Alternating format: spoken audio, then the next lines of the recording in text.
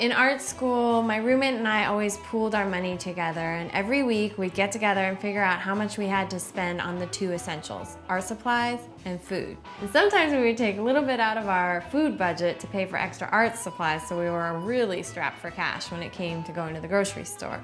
This recipe was so great because it was a big pot of soup that would keep us warm and fed all through the week. I start this recipe with a big piece of salt pork, and salt pork is basically the bacon part of a pig. It's been cured and it's really salty. It's just a delicious way to start a soup, add a lot of flavor. Kind of old-fashioned, but totally delicious.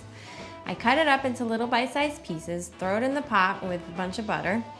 Let that melt and get hot, and let the pork get crispy so that all the fat renders out of it. Then I take out my pork, set it aside, save it to throw back in later. Then I'm gonna add flour to the fat that's bubbling around in the pot and make a roux.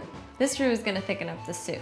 Okay, so then you wanna throw in your onions and your celery and let that cook around in the roux until the onions and the celery turn a little bit translucent and start to soften. And after that, you're gonna dump in your chicken stock and stir it all around so that all the lumps get out of the flour, and then set that on to simmer for about 20 minutes. I add in the frozen corn because it's really sweet and tasty. Then I add back in that salt pork for that salty sweet combo that is so delicious. Then I pour in the milk, stir it around, let it simmer for maybe another 20 minutes, but don't let it boil, otherwise the milk will curdle. Then it's done. Pour it in the bread bowl and you're good to go.